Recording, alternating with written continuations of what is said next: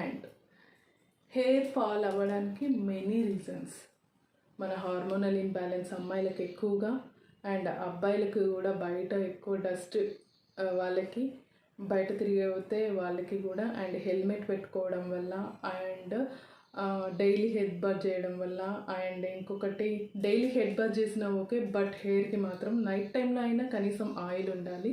So ఇలా చాలా reasons hair fall అవ్వడానికి. అండ్ మనం హెయిర్ కేర్ తీసుకోకపోవడం కూడా దానికి చాలా ఎఫెక్ట్ అయిపోతుంది.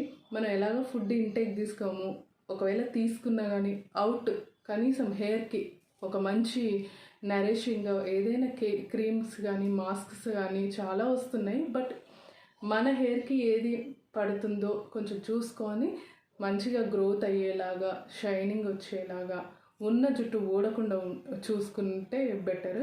సో ఏమేమి రీజన్స్ ఉంటాయంటే మాత్రం నేను చెప్పలేను, ఎందుకంటే మనిషి నుంచి మనిషికి చాలా వేరియేషన్స్ ఉంటాయి. మ్యారేజ్ అయిన వాళ్ళకైతే సడన్గా వాళ్ళకి హార్మోనల్ ఇన్బ్యాలెన్స్ వస్తుంది, సడన్గా వాటర్ చేంజ్ అవుతాయి, సడన్గా వాళ్ళకి మెంటల్ స్టెబిలిటీ కూడా కరెక్ట్గా ఉంటే చెప్పలేము. ఒక ప్లేస్ నుంచి ఇంకో ప్లేస్కి వెళ్తే అక్కడ వాటర్ చేంజ్ మెయిన్గా ఎఫెక్ట్ చూపించేది వాటర్ చేంజే. సో చాలా రీజన్స్ ఉన్నాయి, ఇది ఒక్కటనే కాదు. హెయిర్కి మనం కేర్ తీసుకుంటే ఖచ్చితంగా మంచి హెయిర్ వస్తుంది. నేను చెప్పేది ఏంటంటే వన్ ఇయర్ అయినా యూజ్ చేస్తే ఒక మంచి రిజల్ట్, ఒక మంచి ప్రోడక్ట్ని ఒక 1 year యూజ్ చేస్తే మీకే గ్రోత్ తెలుస్తుంది. ఓకేనా? Thank you.